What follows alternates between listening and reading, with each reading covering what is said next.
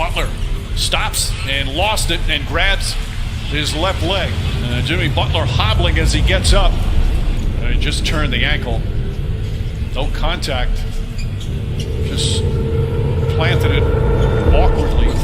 Getting sick as Adebayo draws the foul. I think Adebayo is shaken up on that play. Here's the play in that first half. And now right there, that second step with the foot.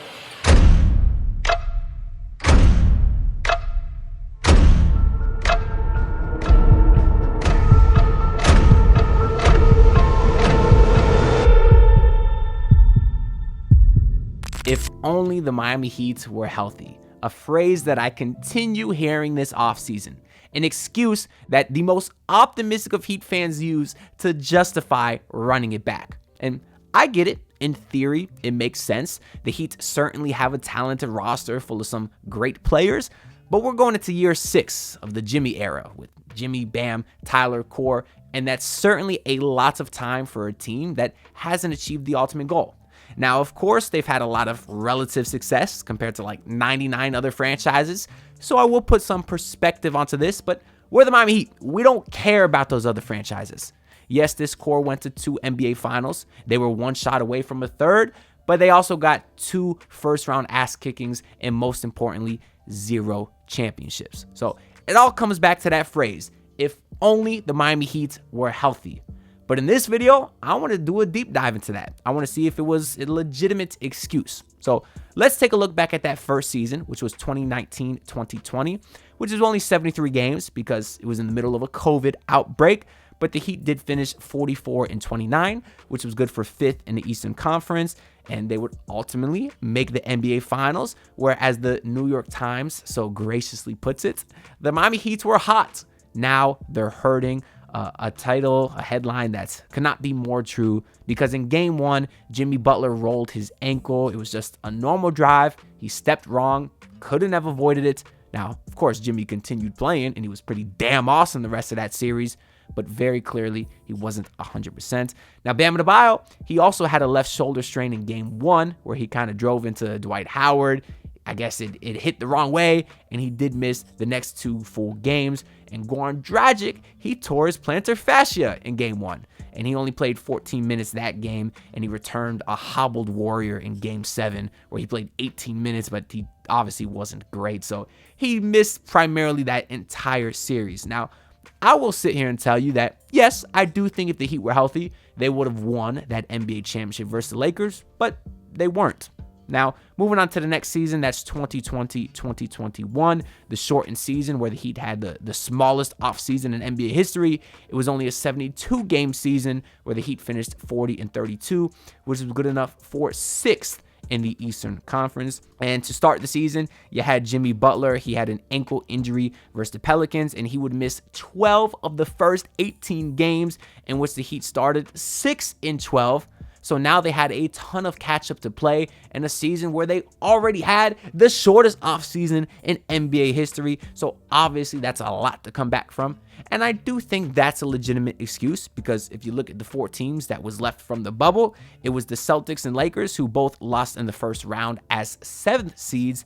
And then you had the Nuggets and Heat, of course, get swept. The Nuggets got swept by the Suns. That was back when the Suns in 4. Y'all remember that guy? That seems like such a long time ago. But yes, that was the season right after the bubble. And then also in this season, you had Victor Oladipo have a right quad tendon injury after only 4 games. He had a nice dunk versus the Lakers, and it was truly devastating because apparently he messed up the same quad that he had hurt a couple years back with Indiana, and it was one of those cases where the surgery wasn't successful. You almost never hear that. You always hear, oh, surgery successful. Great. This one wasn't. They didn't do a great job repairing that quad, and he would end up missing, the rest of this season and most of the following season as well.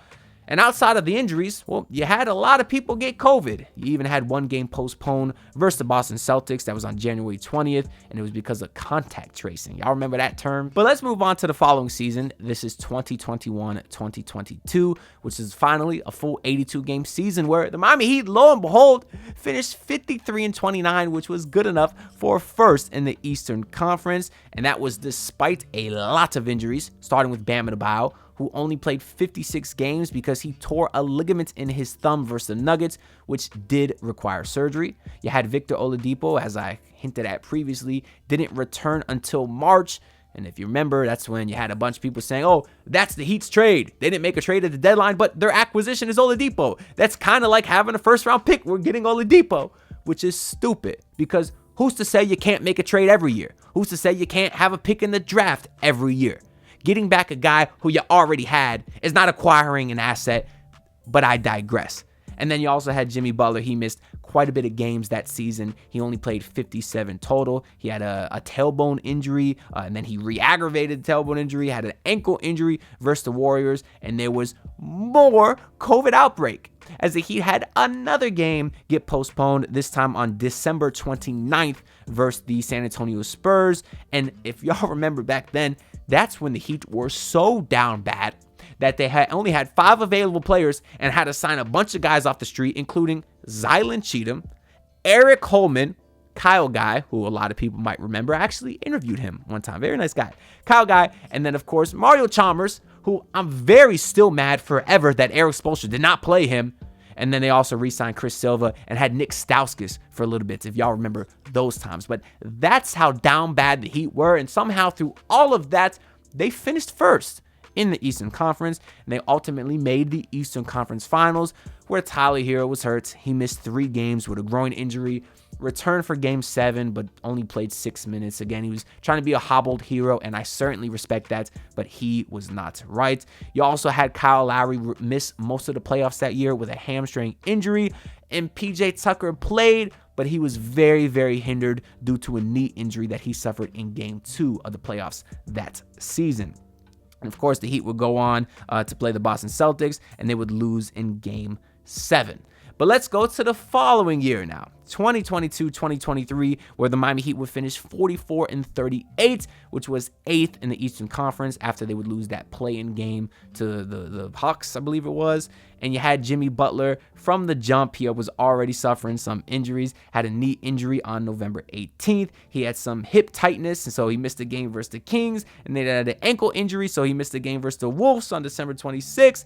And Tyler Hero also missed a ton of games. He only played 67 games because he missed a lot of time with an ankle injury. And then you also had this year Duncan Robinson, who only played 42 games. He missed over a month with finger surgery.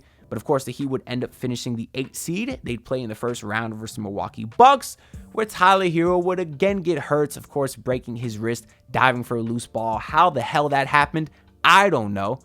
And people forget too, Victor Oladipo also had another tragic knee injury in Game 3 versus the Bucks. This is when the Heat were up big in a tied 1-1 series. So who knows if the Heat had Tyler, if the Heat had even Depot, maybe they would have went on that year to win the championship, where they'd ultimately lose to the Denver Nuggets. And another excuse you could say, which was legitimate, was Josh Hart rolling into Jimmy Butler's ankle, of course, when the Heat played the Knicks.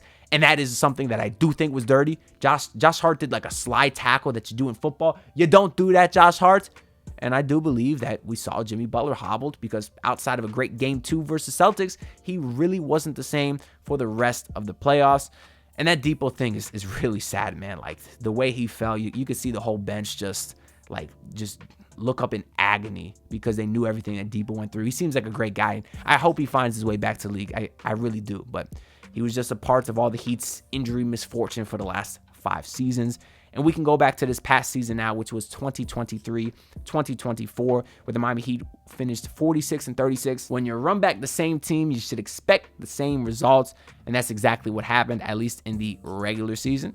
Jimmy Butler once again had a lot of injury concerns, only played 60 games due to some various ankle and foot injuries, and Tyler Hero missed almost half the season, only played 42 games himself due to an ankle injury versus Memphis and then a foot injury versus the Pelicans, which was very weird because it looked like he slipped and then they said his foot was okay and then they said it was something else. So who the hell knows what happened with Tyler Hero there? You also had a very mysterious Terry Rozier neck injury pop up in the last week of the season. He, of course, missed the entire playoffs. You had Duncan Robinson with a mysterious back injury where He missed some time, did play in the playoffs, but was just a shell of himself, was pretty bad. And then you did have that play-in game versus 76ers where Kelly Oubre took out Jimmy Butler. Jimmy Butler, messed up his knee, and he missed the entire postseason there as well. All things that you could say are fluke injuries, but how much of a fluke is it if it happens every single year?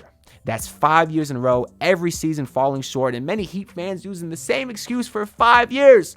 Is a legitimate excuse? Sure. I do think that the Heat could have won a ring or two if they were completely healthy. Maybe in 2020, maybe in that season where Jimmy missed the 3 on Al Horford in the Eastern Conference Finals. And if they didn't call Max Strus out of bounds, sure, maybe the Heat could have won a championship in that year as well.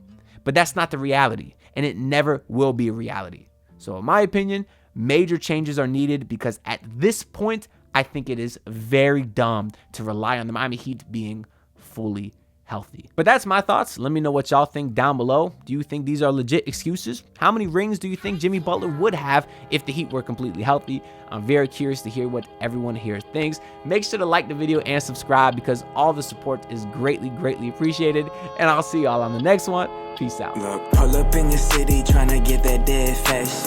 Do it on my own, I don't need no dead weight. Had to kill him off, yeah, I need a head space. You know this homegrown bitch don't offend me.